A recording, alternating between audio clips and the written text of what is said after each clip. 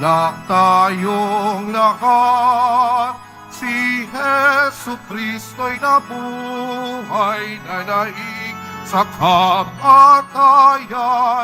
Alleluia, Alleluia. Sa ngalan ng Ama at ng Anak at ng Espiritu Santo, Amen. sumainyo ang Panginoon. At sumayo rin. Mga kapatid, aminin natin ang ating mga kasalanan upang tayo maging marapat gumanap sa banal na pagdiriwang.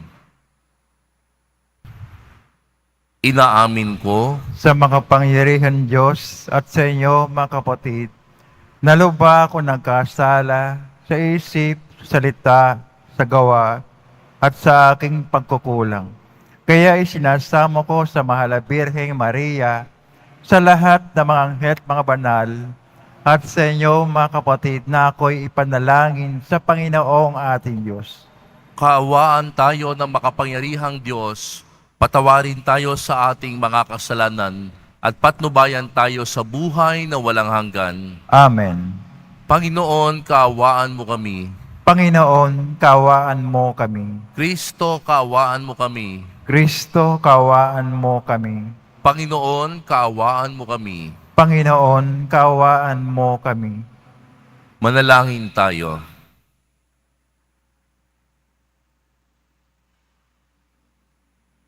Ama naming makapangyarihan, sa pagkabuhay ng iyong minamahal na anak, kami ay binibigyan mo ng buhay na walang wakas. Pagkalooban mo kami ng pananalig at pag-asang matatag upang wag naming pag-alinlanganan ang katuparan ng pangako mong batid naming mangyayaring tiyakan. Sa pamamagitan ni Jesucristo, kasama ng Espiritu Santo magpasawalang hanggan. Amen. Magsiupo muna ang lahat. Pagbasa mula sa mga gawa ng mga apostol. Noong mga araw na iyon, may mga Hudyong dumating doon mula sa Antioquia at Iconio. Sinulsulan nila ang mga tao laban kay Pablo at kanilang binato siya.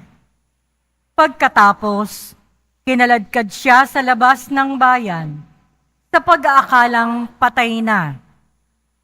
Subalit nang paligiran siya ng mga alagad, nagtindig si Pablo at pumasok sa lungsod. Kinabukasan, nagtungo sila ni Bernabe sa Derbe. Ipinangaral ni na Pablo at Bernabe ang mabuting balita sa Derbe, at marami silang nahikayat na maging alagad. Pagkatapos, nagbalik sila sa Listra, sa Iconio, at sa Antioquia ng Pisidia. Pinatatag nila ang kalooban ng mga alagad at pinagpayuhan na manatiling tapat sa pananampalataya. Magdaranas muna tayo ng maraming kapighatian bago makapasok sa kaharian ng Diyos. Turo nila sa kanila. Sa bawat simbahan, humirang sila ng matatandang mamamahala at matapos manalangin at mag-ayuno, ang mga ito'y itinagubili nila sa Panginoon na kanilang pinananaligan. Tinahak nila ang Pisidia at nakarating ng Pampilya. Ipinangaral nila sa Perga ang salita ng Diyos at pagkatapos ay bumaba sila sa Atalia.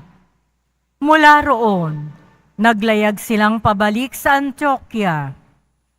Dito sila nagsimula ng gawaing ginanap nila matapos silang itagubilin sa pagkalinga ng Diyos. Pagdating doon, tinipon nila ang mga kaanib sa simbahan at isinalaysay ang lahat ng ginawa ng Diyos sa pamamagitan nila at kung paanong binuksan niya ang daan upang makapanampalataya ang mga hintil.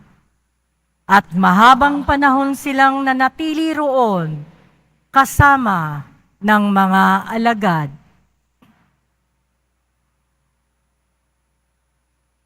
Ang salita ng Diyos. Salamat sa Diyos. Talastas ng mga tao, dakilang paghahari mo. Talastas ng mga tao, dakilang paghahari mo. Magpupuring lahat sa iyo, O Panginoon, ang iyong nilalang. Lahat mong nilikha ay pupurihin ka't pasasalamatan. Babanggitin nilang tunay na dakila ang iyong kaharian at ibabalitang tunay kang dakila't makapangyarihan. Talastas ng mga tao, dakilang paghahari mo. Dakila mong gaway upang matalastas ng lahat ng tao. Mababatid nila ang kadakilaan ng paghahari mo. Ang paghahari mo'y sadyang walang hanggan, hindi magbabago. Talastas ng mga tao, dakilang paghahari mo. Aking pupurihin ang Diyos na Panginoon, di ko tutugutan. Sa ngalan niyang banal, lahat ay magpuri, magpakailanman. Talastas ng mga tao, dakilang paghahari mo. Tumayo na po ang lahat.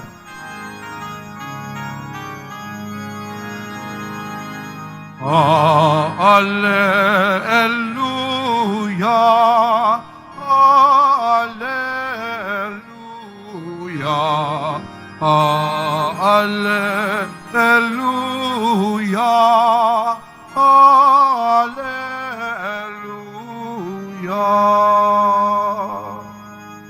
Si Kristo'y lang mag-iis, ng tagumpay ay makamit at sumati ng langit. Alleluia, alleluia, alleluia,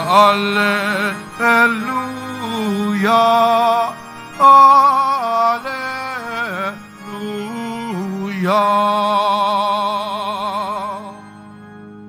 Sumainyo ang Panginoon. At sumayo rin. Ang mabuting balita ng Panginoon ayon kay San Juan. Papuri sa iyo, Panginoon. Noong panahong iyon, sinabi ni Jesus sa mga alagad, "Kapayapaan ang iniiwan ko sa inyo. Ang aking kapayapaan ang ibinibigay ko sa inyo. Hindi ito katulad ng ibinibigay ng sanlibutan. Huwag kayong mabalisa. Huwag kayong matakot. Sinabi ko na sa inyo, ako'y aalis. Ngunit babalik ako. Kung iniibig ninyo ako, ikinagagalak ninyo ang pagpunta ko sa Ama. Sapagkat dakila ang Ama kaysa akin. Sinabi ko na ito sa inyo bago pa mangyari, upang kung mangyari na, kayo'y manalig sa akin. Hindi na ako pakahahaba ng pagsasalita sa inyo, sapagkat dumarating na ang pinuno ng sanlibutan ito. Wala siyang kapangyarihan sa akin, subalit dapat makilala ng sanlibutan na iniibig ko ang Ama at ang ginagawa ko'y ang iniuutos niya sa akin." Ang mabuting balita ng Panginoon. Pinupuri ka namin, Panginoong Jesucristo. Magsipo muna lahat.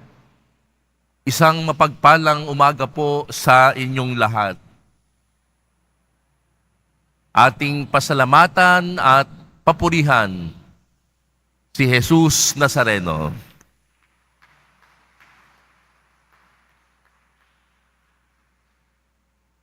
Tunay nga po na ating hinahanap ang tunay na kapayapaan. Ngayon sigurong summer, ang iba sa atin, ang kapayapaan ay matatagpuan pamamagitan ng pagkakaroon ng kaunting kapahingahan, nagpapahinga ng konti, away from stress. Ang iba ay nagpupunta sa beach. Ang iba naman ay nagpupunta sa probinsya upang makalanghap ng sariwang hangin. At ang iba sa atin ay nagpupunta sa ating mga magulang. Bakit? Sapagkat kapag kasama natin ang ating mga magulang, lalo na yung mga matatanda na po yung ating mga magulang, nakakaramdam tayo ng tunay na kapayapaan. Kaya nga po, hindi ba tayo kapag may mga bakasyon, pag may long weekend, ang iba gagawa ng paraan upang umuwi. Bakit po? Sapagkat kapag nakausap nila ang kanilang mga magulang na tumatanda na, nararamdaman nila ang tunay na kapayapaan. Ang iba sa atin, may tunay na kapayapaan kapag nakita na ang kanilang mga anak ay malusog, walang sakit, may kapayapaan. Subalit mga kapatid, lahat tayo naghahanap ng tunay na kapayapaan. Subalit, ang tunay na kapayapaan ay ating narinig sa ating ebanghelyo ngayon. At sabi nga sa ebanghelyo ayon kay San Juan, ang tunay na kapayapaan ay matatagpuan lamang sa ating Panginoong Hesus. Sinasabi po dito sa ating ebanghelyo na ang kapayapaang iniaalay ni Jesus, ito ang iniiwan sa atin.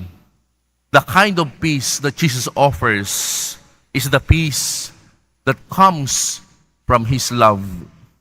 Mula sa kanyang pag-ibig. At itong kapayapaang ibinibigay niya ay hindi katulad ng kapayapaang may bibigay ng mundo. Kaya nga po sinasabi din po sa mga narinig natin sa ibang mga pagkakataon, sa Diyos lamang mapapanatag ang ating kaluluwa. Bakit?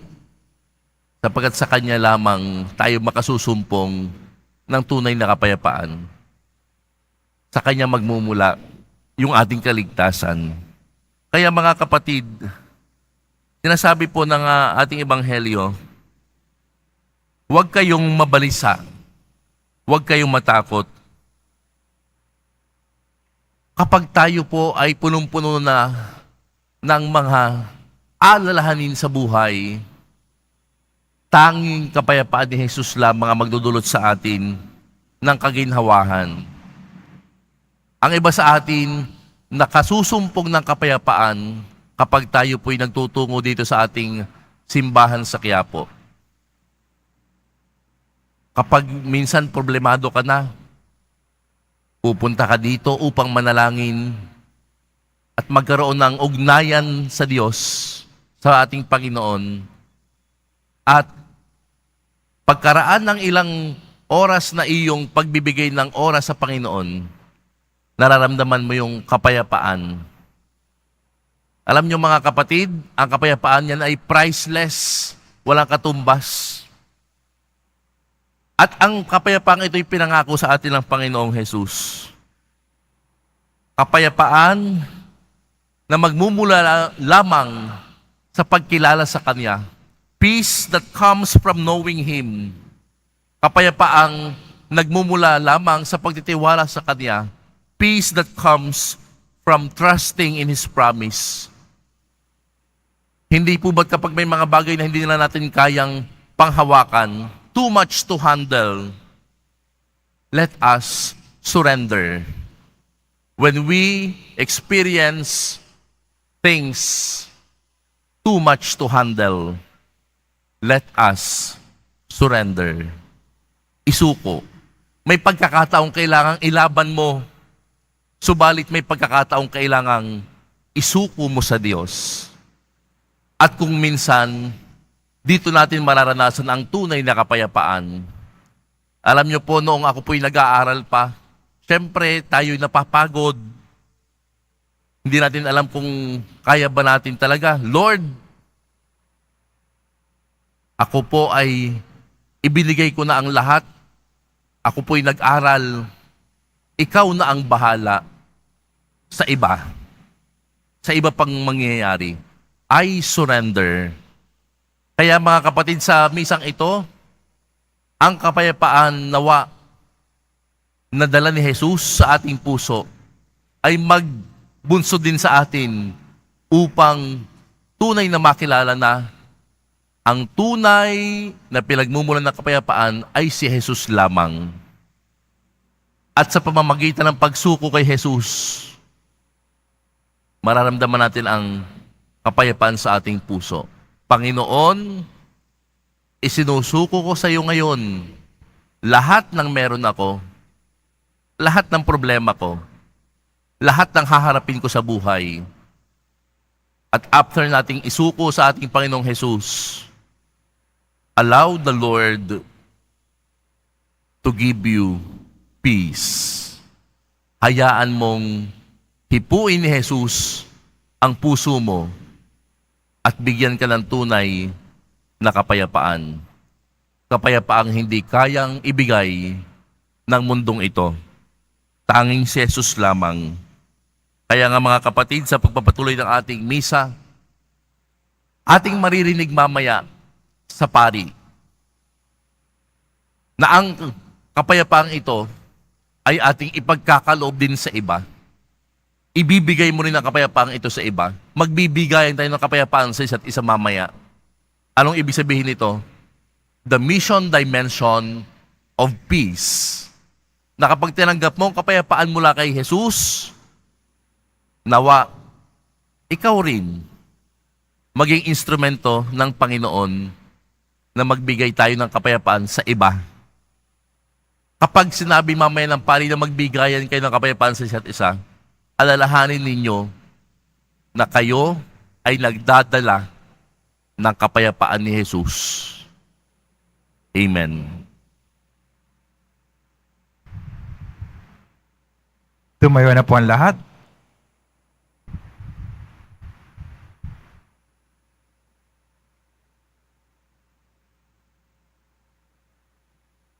Minamahal kong mga kapatid, ang pinakadakilang handog sa atin ng ating Panginoong muling nabuhay ay ang kapayapaang hindi maibibigay ng mundo. Sa ngalan niya, hingin natin sa Ama ang lahat ng ating mga pangangailangan. Ang ating itutugon, Panginoon, ipagkaloob mo sa amin ang iyong kapayapaan. Panginoon, ipagkaloob mo sa amin ang iyong kapayapaan. Ang mga pinuno ng simbahan, naway magsikap na itaguyod ang lahat ng tao tungo sa pagkakaunawaan, pagtutulungan at kapayapaan. Manalangin tayo. Panginoon, ipagkaloob mo sa amin ang iyong kapayapaan. Ang mga mamamayan sa lahat ng bansa, naway magtaguyod ng katarungan at kapayapaan. Manalangin tayo.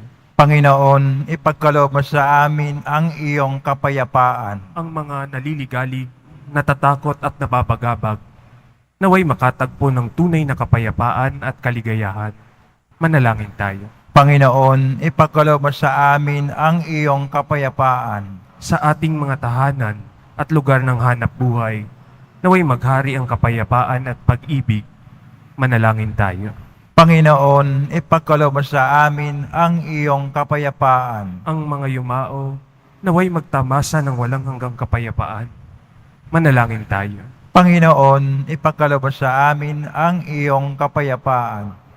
Panginoong Diyos, ipagkaloob mo sa amin ang kapayapaang kailangan namin. Tulungan mo kaming makipagkasundo sa aming mga sarili, sa aming kapwa at higit sa lahat, sa aming mga kaaway.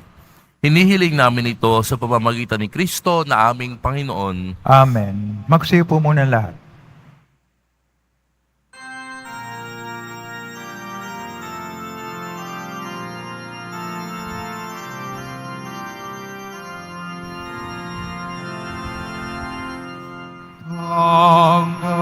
Tanggapin mo, O Panginoon, ang alay ng bayang nagdiriwang. Puhunan mong bigay ang alak at tinapay, handog ng pagkabuhay. Pinupuri kita, O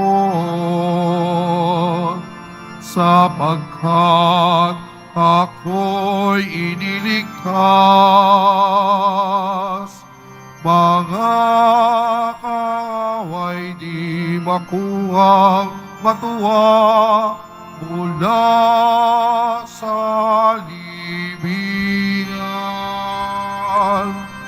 Tanggapin mo, O Panginoon, ang alay ng bayang nagdiriwang. Puhunan mong bigay ang alak at tinapay, handog ng pagkabuhay. Tumayo na po ang lahat. Manalangin kayo mga kapatid upang ang paghahain natin ay kalugdan ng Diyos amang makapangyarihan. Tanggapin nawa ng Panginoon itong paghahain sa iyong mga kamay, sa kaparing at karangalan, sa ating kapakinabangan at sa buong sambayanang banal. Ama naming lumikha, tanggapin mo ang mga alay ng iyong sambayanang natutuwa, ang pagkabuhay ng iyong anak na niloob mong aming ikatuwa ngayon, ay papagbungahin mo ng galak na mananatili sa amin habang panahon. Sa pamamagitan niya, kasama ng Espiritu Santo, magpas sa walang hanggan. Amen. Sumainyo ang Panginoon. At sumayo rin. Itaas sa Diyos ang inyong puso at diwa. Tinaas na namin sa Panginoon. Pasalamatan natin ang Panginoong ating Diyos. Marapat na siya ay pasalamatan. Ama naming makapangyarihan, tunay ang marapat na ikaw ay aming pasalamatan. Ngayong ipinagdiriwang ang paghahain ng Mesiyas, ang maamong tupa na tumubos sa aming lahat. Ang katawan ng anak mong sa krus na bayubay ay handog ng pag-ibig na walang kapantay. Ito ang paghahaing ganap mong kinalugdan. Ito ang nilulunggati ng dating pag-aalay. Ang buong sarili ng anak mong si Jesus ay inihain sa iyo upang kami matubos. Siya ang dambana at paring naghahandog. Siya pa rin ang tupang handog na ibinukod. Kaya kaisa ng mga anghel na nagsisiawit ng papuri sa iyo nang walang humpay sa kalangitan, kami nagbubunyi sa iyong kadakilaan. Santo, Santo, Santo, Panginoon Diyos ng mga hukbo, napupuno ang langit at lupa ng kadakilaan mo, o sana sa kitaasan. Pinagpala na paririto sa ngalan ng Panginoon, o sana sa kitaasan. Magsilod po ang lahat. Ama naming banal, ikaw ang bukal ng tanang kabanalan. Kaya't sa pamamagitan ng iyong Espiritu, gawin mong banal ang kaloob na ito, upang para sa amin maging katawan at dugo ng aming Panginoong Heso Kristo. Bago niya pinagtiis ang kusang loob na maging handog, hinawakan niya ang tinapay, pinasalamatan kaniya, pinaghati-hati niya iyon, iniabot sa kanyang mga alagad at sinabi, "Tanggapin ninyong lahat ito at kanin. Ito ang aking katawan na ihahandog para sa inyo."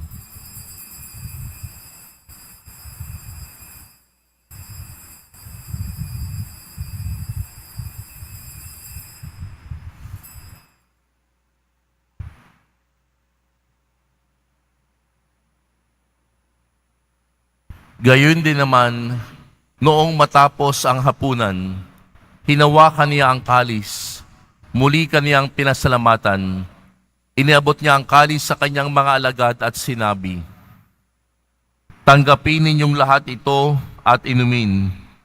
Ito ang kalis ng aking dugo, ng bago at walang hanggang tipan. Ang aking dugo na ibubuhos para sa inyo at para sa lahat, sa pagpapatawad ng mga kasalanan. Gawin ninyo ito sa pag-alala sa akin."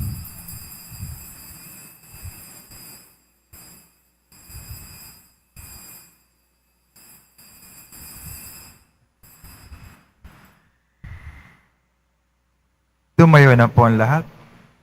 Ipagbunyi natin ang misteryo ng pananampalataya. Si Kristo'y namatay, si Kristo'y nabuhay, Kristo'y babalik sa wakas ng panahon. Ama, ginagawa namin ngayon ang pag-alala sa pagkamatay at muling pagkabuhay ng iyong anak. Kaya't iniaalay namin sa iyo ang tinapay na nagbibigay buhay at ang kalis na nagkakaloob ng kaligtasan. Kami nagpapasalamat dahil kami iyong minarapat na tumayo sa harap mo para maglingkod sa iyo. Isinasamo namin kaming magsasalo-salo sa katawan at dugo ni Kristo ay mabuklod sa pagkakaisa sa pamamagitan ng Espiritu Santo. Ama, lingapin mo ang iyong simbahang laganap sa buong daigdig. Puspusin mo kami sa pag-ibig, kaisa ni Francisco na aming Papa, at ni Jose na aming Obispo, at ng Tanang Kaparian. Alalahanin mo rin ang mga kapatid naming nahimlay, nang may pag-asang sila'y muling mabubuhay. Gayon din ang lahat ng mga pumanaw. Kaawaan mo sila at patuloyin sa iyong kaliwanagan. Kaawaan mo at pagindapatin kaming lahat na makasalo sa iyong buhay na walang wakas, kaisa ng mahal na Birheng Maria na ina ng Diyos, ng kabiyak ng puso niyang si San Jose, kaisa ng mga apostol at ng lahat ng mga banal na namuhay dito sa daigdig ng kalugod-lugod sa iyo, may pagdiwang nawa namin ang pagpupuri sa ikararangal mo sa pamamagitan ng iyong anak na aming Panginoong Heso Kristo. Sa pamamagitan ni Kristo, kasama niya at sa Kanya, ang lahat ng parangal at papuri ay sa iyo, Diyos amang makapangyarihan, kasama ng Espiritu Santo, magpa sa walang hanggan. Amen, amen, amen. Amen, amen. Amen, amen. Sa tagubilin ng mga nakagagaling na utos at turo ni Jesus na Panginoon natin at Diyos, ipahayag natin ng lakas loob. Ama namin, sumasalangit ka, sambahin ang ngalan mo, mapasa amin ang kaharian mo, sundin ang loob mo dito sa lupa para nang sa langit. Bigyan mo kami ngayon ng aming kakanin sa araw-araw at patawarin mo kami sa aming mga sala para ng pagkapatawad namin sa nakakasala sa amin. At huwag mo kami ipahintulot sa tukso at yadya mo kami sa lahat ng masama. Hinihiling namin kami iadya sa lahat ng masama, pagkalooban ng kapayapaan araw-araw, iligtas sa kasalanan at ilayo sa lahat ng kapahamakan, samantalang aming pinananabikan ang dakilang araw ng pagpapahayag ng tagapagligtas naming si Heso Kristo. Sapagkat iyo ang kaharian at ang kapangyarihan, ang kapurihan, magpakailanman. Amen. Panginoong Hesukristo, sinabi mo sa iyong mga apostol, kapayapaan ang iniiwan ko sa inyo, ang aking kapayapaan ang ibinibigay ko sa inyo. Tunghayin mo ang aming pananampalataya at huwag ang aming pagkakasala. Pagkalooban mo kami ng kapayapaan at pagkakaisa ayon sa iyong kalooban, kasama ng Espiritu Santo, magpa sa walang hanggan. Amen. Ang kapayapaan ng Panginoon ay laging sumainyo. At sumayo rin. Magbigayan kayo ng kapayapaan sa isa't isa. Kordero ng Diyos, nag-aalis ng mga kasalanan ng sanlibutan, maawa ka sa amin. Kordero ng Diyos na nag-aalis ng mga kasalanan ng sanlibutan, maawa ka sa amin. Kordero ng Diyos na nag-aalis ng mga kasalanan ng sanlibutan, ipagkaloob mo sa amin ang kapayapaan. Magsilod po ang lahat.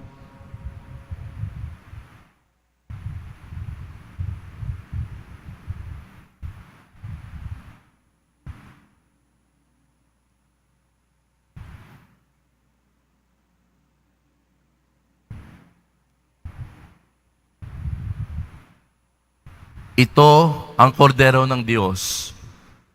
Ito ang nag-aalis ng kasalanan ng sanlibutan. Mapalad ang mga inaaniyahan sa kanyang piging. Panginoon, hindi ako karapat-dapat na magpatuloy sa iyo, ngunit sa isang salita mo lamang ay gagaling na ako.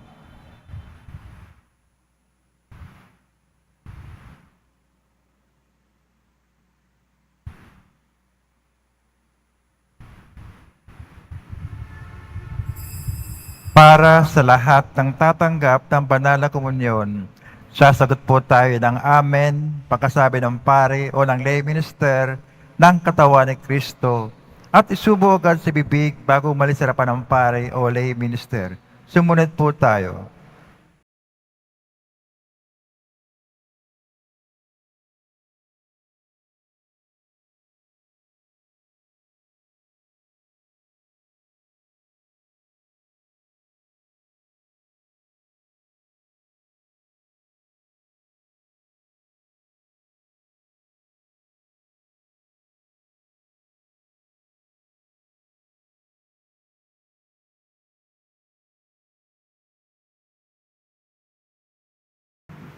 Manalangin tayo.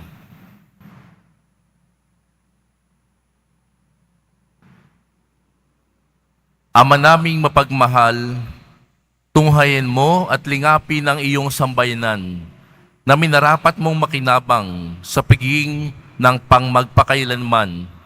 Ipagkaloob mong kami malulhating makarating sa pagkabuhay na magtatampok sa amin sa iyong piling. Sa pamamagitan ni Jesucristo, kasama ng Espiritu Santo magpasawalang hanggan. Amen. Sumainyo ang Panginoon. At sumayo rin. Mahal na poong Jesus Nazareno, inihayag mo sa pamamagitan ng krus ang walang maliw na pag-ibig ng Diyos sa sangkatauhan. Pakinggan mo ang kahilingan ng iyong angkan na nagsusumamo sa iyo. Makamtan nawa nila ang iyong katugunan at tanggapin ang kasagutan na may utang na loob na tinatanaw. Basbasan din po ninyo ang mga daladala nilang mga imahen at dasalan. Sa pamamagitan ng bendisyon na ito, naway maalala nila ang mga pangako nila noon sa biniyag, na ikaw ang kanilang iibigin at paglilingkuran bilang Panginoon magpasawalang hanggan. Amen. Pagpalain kayo ng makapangyarihang Diyos, Ama at Anak at Espiritu Santo. Amen. Humayo kayong taglay ang kapayapaan ng poong Jesus Nazareno. Salamat sa Diyos.